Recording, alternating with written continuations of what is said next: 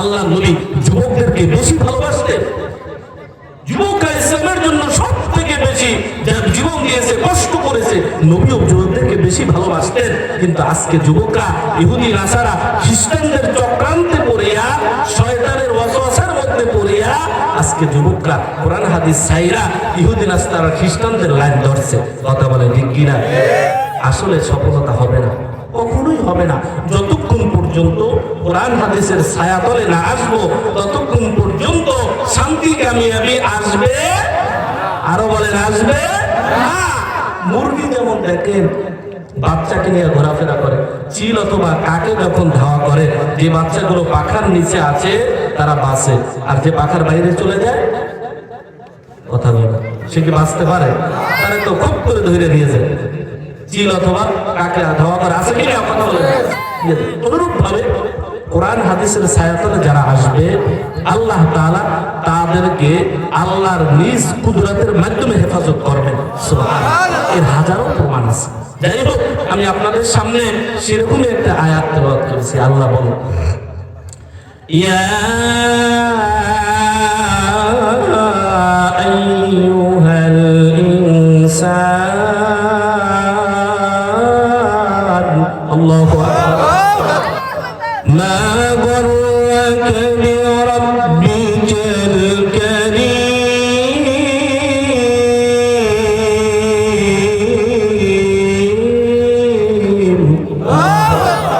আল্লাহ তাআলা জানারে, বান্দারে আমি বড় আদর কইরা, বড় ভালোবাসিয়া, মোহাব্বত কইরা তোরে বানায়া দুনিয়ার জমিনে পাঠাইলাম।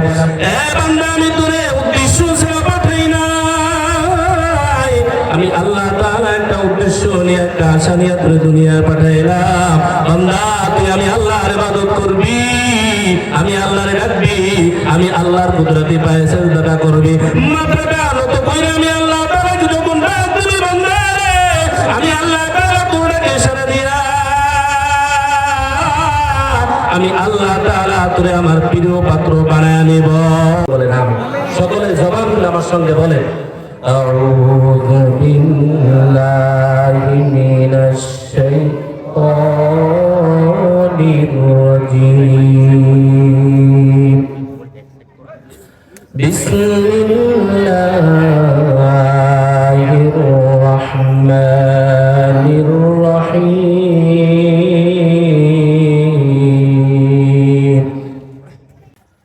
ইয়া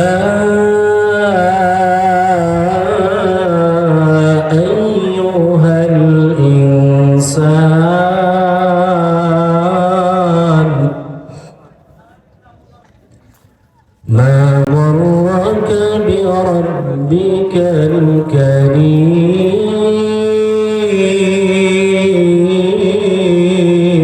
الكريم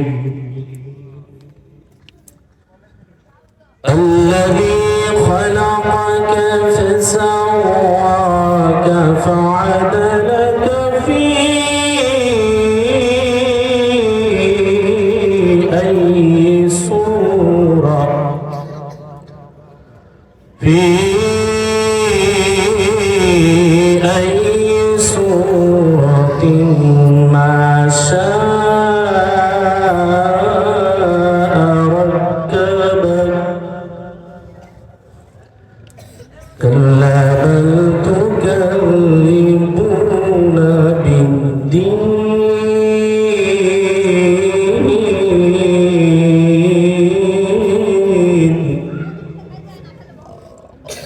وإن عليكم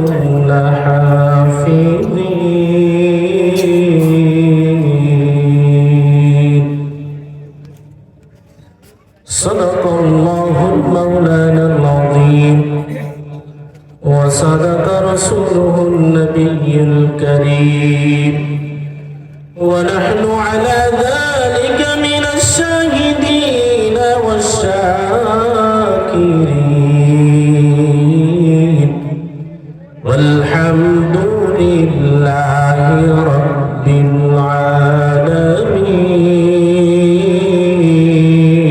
العالمين. وقال رسول الله صلى الله عليه وسلم كلكم راع مسؤول عن رعيته أو كما قال النبي عليه الصلاة والسلام সকলে জবান খুলে দরুদ ইব্রাহিম পড়ি اللهم صل على محمد وعلى آل محمد كما صليت على إبراهيم وعلى آل إبراهيم إنك حميد مجيد اللهم بارك على محمد وعلى آل محمد كما باركت على إبراهيم وعلى آل إبراهيم إنك حميد مجيد لا إله إلا الله جر لا إله إلا الله شريف غرم كره لا إله لا إله إلا الله لا إله إلا الله لا إله إلا الله لا إله إلا الله لا إله إلا الله যার দিলে নাই আল্লাহর ভয় ওই দিল কখনো দামি নয় যার দিলে আছে আল্লাহর ভয় ওই দিল সর্বদা দামি হয় লা ইলাহা ইল্লাল্লাহ লা ইলাহা ইল্লাল্লাহ লা ইলাহা ইল্লাল্লাহ লা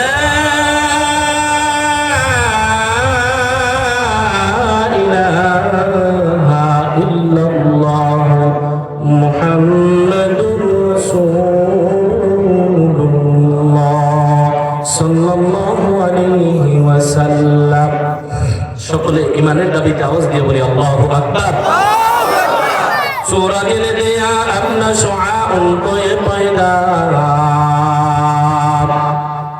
সূরা দিল দিয়া আপনা শুআউন কোয়ে পয়দা দুনিয়া আজবতি যে কবি সব কবি শাম दुनिया आगबती है कभी सुबह कभी शाम जागा से लगाने की दुनिया नहीं है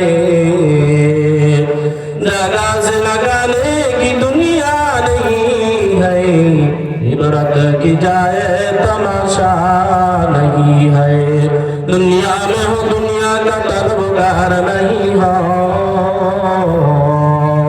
दुनिया में हो दुनिया का तलबगार नहीं हो बाजार से गुजर हो खरीदार नहीं हो अल्हम्दुलिल्लाह अल्लाह ताला आलिशान दरबारे लाखों कोटी शुक्र और सुजूद जी महान अल्लाह पाक रब्बुल आलामीन আজকের এই পবিত্র মাস বর্তমানে যে মাসটা হচ্ছে রজব মাস পবিত্র মাহে রমজানের 2 মাস আগে রাসূলুল্লাহ সাল্লাল্লাহু আলাইহি ওয়াসাল্লাম রমজান আসার 2 মাস আগে অর্থাৎ এই রজব মাসের শুরুতে আজকে 5 তারিখ মানে 6 তারিখের যেহেতু রাত্র আগে দিন পরে আমরা তো জানি আগে দিন না আগে রাত তারপরে দিন তাহলে আজকে 6 তারিখ তো রজব মাস যখনই আসতেন আল্লাহ নবী সাল্লাল্লাহু আলাইহি সাল্লাম নবীরা হচ্ছে মাসুম তাদের কোনো গুনাহ নাই কথা বলে ঠিক কি না নবীরা মাসুম জান্নাত আল্লাহ তাআলার পার্সোনাল বান্দা তারা চার শ্রেণীর বান্দাদেরকে আল্লাহ ভালোবাসে নবীন সিদ্দিকিন শুহাদা সালিহিন আল্লাহ তাআলা বলেন চার শ্রেণীর বান্দাকে আমি আল্লাহ ভালোবাসি তার ভিতরে একজন হলো নবীগণ নবীদেরকে আল্লাহ তাআলা ভালোবাসে দ্বিতীয় নম্বরে আল্লাহ বলেন সিদ্দিকিন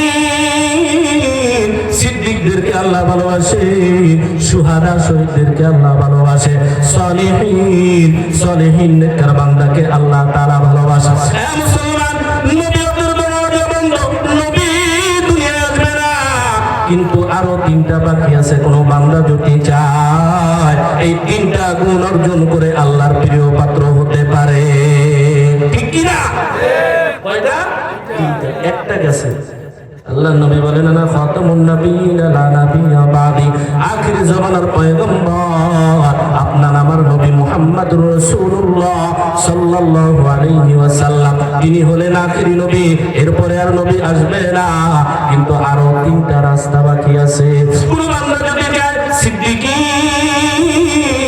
সিদ্দিক হতে পারে শুহাদা শহীদের মর্যাদা নিতে নেককার বান্দাও হতে পারে।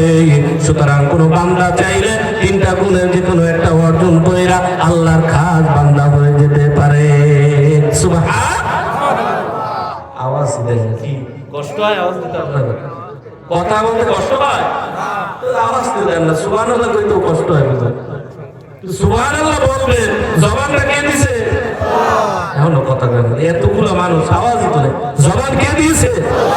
আওয়াজ দিয়ে বলেন একসাথে কে? সুতরাং আল্লাহর দেওয়া জবান দিয়া আল্লাহ তাআলার পবিত্রতা বর্ণনা করব, তাতেও যদি কষ্ট হয়, এর থেকে কৃপণ দুনিয়ায় কেউ আছে? কথা বলেন, কৃপণতা করা যাবে না। আল্লাহ কৃপণতাকে পছন্দ করেন না। এজন্য সুবহানাল্লাহ, আলহামদুলিল্লাহ, আল্লাহু আকবার, এটা মুমিনের জন্য এমনই একটা শব্দ বলার সাথে সাথে হৃদয়ে শান্তি আসে, আল্লাহ বান্দার প্রতি খুশি হয়ে যায়। সুবহানাল্লাহ। তাহলে চার শ্রেণী তো নবীরা হলো মাসুম, নবীদেরকে আল্লাহ মাফ করে দিয়েছে, তারা জান্নাতি। এরপরে আল্লাহ নবী সাল্লাল্লাহু আলাইহি সাল্লাম এই রজব মাস আসলেই আল্লাহর কাছে একটা দোয়া করতেন, اللهم بارك لنا في رجب وشعبان وبلغنا رمضان। বলেন আল্লাহু আকবার। আখির জামানার পয়গম্বর সরকারে দো আলম সাইয়্যিদুল আম্বিয়া খাতামুন নবিয়্যিন মুহাম্মদুর রাসূলুল্লাহ সাল্লাল্লাহু আলাইহি ওয়াসাল্লাম রজব মাস আসলে আল্লাহ তাআলার কাছে বলতে হয়, দয়ার মালিক আল্লাহুম্মা বারিক লানা ফি রজব ওয়া শাবান, আয় আল্লাহ রজব এবং শাবানের মধ্যে বরকত দিয়া দাও, ওয়া বাল্লিগনা রমাদান, এবং আমাদের হায়াতকে রমজান পর্যন্ত পৌঁছায়া দাও। কি দোয়া করতেন? কথা বলে বুঝি না, দোয়া কি করছে? আমাদের নবী, আপনার আমার নবী, যেই নবীর উম্মত আমরা, সেই নবী আল্লাহর কাছে দোয়া করতেন, রজব শাবানে বরকত দাও, রমজান পর্যন্ত হায়াত পৌঁছায় দাও, যাতে করে নেকি অর্জন করার যে মৌসুম সেইটা যেন আমি পাই। সুবহানাল্লাহ। তাহলে এই দোয়া আমাদেরকেও করতে হবে, এই দোয়া আমাদেরকেও বেশি বেশি করতে হবে। রজব মাস শুরু হয়ে গেছে, 6 দিন কিন্তু শেষ, আর সামনে যে দিনগুলো আছে শাবান রজব, এই 2 মাস আমরা বেশি বেশি আল্লাহর কাছে দোয়াটা করব। যদি দোয়াটা কবুল হয়ে যায় আর একটা রমজান ভর্তি আমি পেয়ে যাই, তাহলে আমার জীবন তো ধন্য। কথা বলে ঠিক কিনা? কারণ মুমিনের জন্য নেকি অর্জন করার মৌসুম হচ্ছে রমজান মাস। এই রমজান যদি কোনো একটা বান্দা পায় তাহলে তার জীবন তো ধন্য। কত নেকি যে অর্জন করবে, বেহিসাব বেগৈরে হিসাব, যার কোনো হিসাব নাই। আওয়াজ দেন ঠিক কিনা? এজন্য দোয়া করব না আমরা? কি দোয়া করব? আল্লাহুম্মা বারিক লানা ফি রজব ওয়া শাবান ওয়া বাল্লিগনা রমাদান। দোয়াটা আমরা আপনাদের মসজিদের ইমাম সাহেবের কাছ থেকে মুখস্থ করে নেবেন, ঠিক আছে ইনশাআল্লাহ। তো যাই হোক, তো আল্লাহ তাআলা আমাদেরকে এই ঠান্ডার মধ্যে, শীতের মধ্যে কোরআনের আলোচনা শোনার জন্য, আল্লাহর ভালোবাসা, নবীর ভালোবাসা, কোরআন হাদিসের মুহাব্বত অন্তরে নিয়েই তো আমরা আজকে জান্নাতের বাগানে আসতে পারছি। কথা বলে ঠিক কিনা? আল্লাহ যদি কবুল না করতো আসতে পারতাম? তাহলে এইটা একটা জান্নাতের বাগান। গতকালকেও ছিল মাঠ, আজকে জান্নাতের বাগান, আগামীকাল আর এই জান্নাতের বাগান থাকবে না। সুতরাং আখিরে যে জান্নাতের বাগান আমাদের মৃত্যুর পরে আল্লাহ তাআলা যে জান্নাত দিবেন, ওই জান্নাতের একটা নিদর্শন হলো এইটা। সুতরাং এখানে যারা আসতে পারবে তাহলে পরকালের জান্নাত পাওয়ার সম্ভাবনা আছে। কিন্তু দুনিয়ার জান্নাতের বাগানেই যদি আসতে না পারে, কারণ শয়তান তো পিছনে আসি, কি বলেন আছে কি না? ওই পিছনে ওই সমালোচনা করে মাহফিল করছে, যেমন আর একটু পরে ওদিকে বিড়ি টানতে আছে কি না?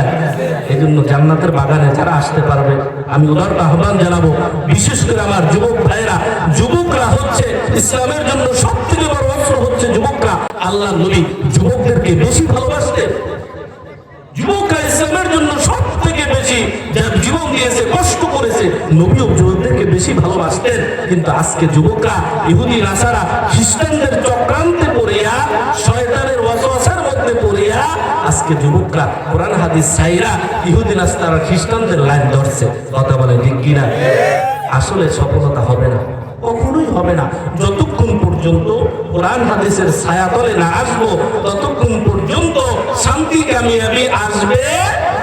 আরো বলেন আসবে না।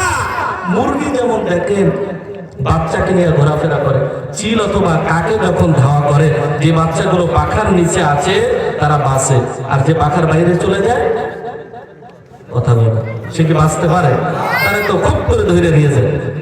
চিল অথবা কাকে ধাওয়া করে আছে কিনা কথা বলে। অনুরূপ ভাবে কোরআন হাদিসের ছায়াতলে যারা আসবে আল্লাহ তাআলা তাদেরকে আল্লাহর নিজ কুদরতের মাধ্যমে হেফাজত করবেন। সুবহানাল্লাহ, এর হাজারো প্রমাণ আছে। যাই হোক, আমি আপনাদের সামনে সেরকমই একটা আয়াত তেলাওয়াত করেছি। আল্লাহ বলেন, ইয়া আইয়ুহাল ইনসান, আল্লাহু আকবার, মা গররাকা বিরাব্বিকাল কারীম।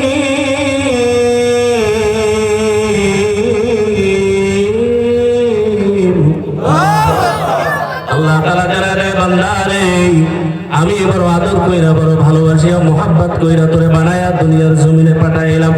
এ বান্দা, আমি তোরে উদ্দেশ্য ছাড়া পাঠাই নাই। আমি আল্লাহ তাআলা একটা উদ্দেশ্য নিয়ে, একটা আশা নিয়ে তোরে দুনিয়ায় পাঠাইলাম। বান্দা, তুই আমি আল্লাহর ইবাদত করবি, আমি আল্লাহরে ডাকবি, আমি আল্লাহর কুদরতি পায়ে সিজদা করবি, মাথাটা নত কইরা আমি আল্লাহ তাআলাকে যখন ডাক দিবি, বান্দা রে আমি আল্লাহ তাআলা তোরে সারা দিয়া, আমি আল্লাহ তাআলা তোরে আমার প্রিয় পাত্র বানায় নিব। এখন আল্লাহ তাআলা বলেন, হে ঈমানদারেরা, আমি আল্লাহ তাআলার এই মোহাব্বত থেকে, ভালোবাসা থেকে, আমি আল্লাহর থেকে কোন জিনিসে তোরে দূরে সরাইয়া রাখলো? ইয়া আইয়ুহাল ইনসান, হে ঈমানদারেরা, হে মানুষেরা, মা গররাকা বিরাব্বিকাল কারীম, কোন জিনিসে আমি আল্লাহ থেকে দূরে সরাইয়া রাখলো? কেন আমি আল্লাহরে চিনো না? কেন আমি আল্লাহ তাআলার মুহাব্বতটা দিলের ভিতরে বসাইতে পারো না? কেন আমি আল্লাহর বানানো কুরআন অনুসারে জীবন যাপন করতে পারো না? কেন আমার হাবিব, আমার বন্ধুর সুন্নাতটা দিয়া জীবনটারে সাজাইতে পারো না? কোন জিনিসে বাধা দেয়? এই কারণে দূরে সইরা থাকো। এর ভিতরে দুইটা কারণ আছে, এই দুইটা কারণে আজকে বান্দা আল্লাহ তাআলার হুকুম থেকে অনেক দূরে। কয়টা কারণ? আওয়াজ দিতে হবে, আওয়াজ না দিলে আওয়াজ দিতে হবে। আপনাদের প্রধান মেহমান, যার অপেক্ষায় আমরা এতক্ষণ অপেক্ষমান হয়ে আছি, সবাই তো তার আশায় বসে আছেন, কথা বলেন আছেন কিনা? হুজুর চলে আসছে, হুজুর আমার শায়েখ, আমার পীর। হুজুর কিন্তু হযরত মাওলানা মুফতি খালেদ সাইফুল্লাহ আইয়ুবী, নাম শুনছেন না? ভালো একজন আল্লাহ ওয়ালা তিনি, বলে সেই হুজুর খালেদ সাইফুল্লাহ আইয়ুবীর খেলাফত প্রাপ্ত খলিফা তিনি, এবং আমারও শায়েখ। তো এই জন্য আওয়াজ দিবেন, ওয়াজ করবেন, একটু আওয়াজ দিবেন, একটু কথা বলেন, একটু নড়াচড়া দেন। তাহলে দুইটা কারণ। কয়টা কারণ? দুইটা কারণে আজকে বান্দা আল্লাহ তাআলার হুকুম থেকে দূরে, আল্লাহর সান্নিধ্য থেকে, আল্লাহর মুহাব্বত দিলের ভিতরে আনতে পারে না। দুইটা কারণে আজকে বান্দা ধ্বংসের দিকে যাইতেছে। বিশেষ করে আমার প্রাণ প্রিয় যুবক ভাইয়েরা, আজকে এই দুইটা কারণে ধোকায় পইরা। আসলে ভাই, দুনিয়াটা তো ধোকা, কথা বল, দুনিয়াটা কি ধোকা? আপনি যাই দেখেন, আপনার সামনেই তো কত ধোকাবাজি চলতেছে, দুনিয়াটা ধোকা। তাহলে এই ধোকায় যারা যারা পড়বে তারাই কিন্তু শেষ। তাহলে দুইটা কারণ। কয়টা কারণ? আরে কারণ দুইটা কিসের? যে আল্লাহ তাআলার মুহাব্বত থেকে, ভালোবাসা থেকে, আল্লাহর ইবাদত থেকে কোরআন হাদিস ছাইরা কেন দূরে চলে যাবে? তাহলে এই দুইটা কারণ। কয়টা? এক নাম্বার হচ্ছে হুব্বুদ দুনিয়া রাসূল কুল্লি ফাকিয়া, দুনিয়ার ভালোবাসার কারণে বান্দা আল্লাহ তাআলার হুকুম থেকে দূরে সরে যায়। এক নাম্বার কি? কথা কয় না বলে, দুনিয়ার ভালোবাসা, দুনিয়ার চাকচিক্য, দুনিয়াকে প্রাধান্য দেওয়া, এই কাজ যারা করবে তারাই কিন্তু ধ্বংসের দিকে চলে যাবে। এজন্য আমরা চেষ্টা করব, যত কাজগুলো আমরা করব, ইবাদত করব, আমল করব, সব সময় দুনিয়াকে প্রাধান্য না দিয়ে দুনিয়ায় বসে আখিরাতকে প্রাধান্য দিয়ে চলার চেষ্টা করব। তো আমরা এইভাবে যখনই জীবন যাপন করার চেষ্টা করব, তখনই দেখবেন আস্তে আস্তে আল্লাহর সাথে আমার একটা সম্পর্ক তৈরি হবে। কার সাথে? কথা বলেন, কার সাথে? কারণ যার সাথে সম্পর্ক করলে, যাকে ভালোবাসলে, যার সান্নিধ্য লাভ করলে আমার সবকিছু হয়ে যাবে। কারণ সবকিছুর মালিক কে? আওয়াজ দিয়ে বলেন, কে? ইন্নাল্লাহা আলা কুল্লি শাইইন কাদির। আল্লাহু আকবার। সমস্ত ক্ষমতা সমস্ত শক্তির মালিককে আওয়াজ দিয়া বলেন মালিককে। সুতরাং যিনি মালিক, যিনি সবকিছু করতে পারেন, বলতে দেরি হইতে দেরি হয় না, তার সাথে যে বান্দা সম্পর্ক লাগাইবে, মুহাব্বত লাগাইবে, ভালোবাসা লাগাইবে, প্রেম প্রীতি ওই আল্লাহর সাথে যে বান্দার হবে, তামাম দুনিয়া বান্দার জন্য হয়ে যাবে। সুবহানাল্লাহ। সুতরাং আল্লাহ তাআলা যে বান্দা ভালোবাসবে, আল্লাহকে যারা ভালোবাসে, আল্লাহ তাআলা ঘোষণা করিয়া দেয়, আসমানেও ঘোষণা করিয়া দেয়, আসমানের ফেরেশতাদের কানে কানে আল্লাহ জানায়া দেয়, অমুক বান্দাকে আমি আল্লাহ ভালোবাসি, তোমরাও তাকে ভালোবাসতে থাকো। আসমানের ফেরেশতারা আসমানের সাধারণ ফেরেশতাদের কাছে ঘোষণা করিয়া দেয়, আসমানের ফেরেশতা মহান মালিক আল্লাহ অমুক বান্দাকে ভালোবাসে, আমরাও তাকে ভালোবাসি, তোমরাও তাকে ভালোবাসতে থাকো। আসমানের সমস্ত ফেরেশতারা জমিনের যত ফেরেশতা আছে, জমিনের ফেরেশতাদের কাছে আওয়াজটা পৌঁছায় দেয়,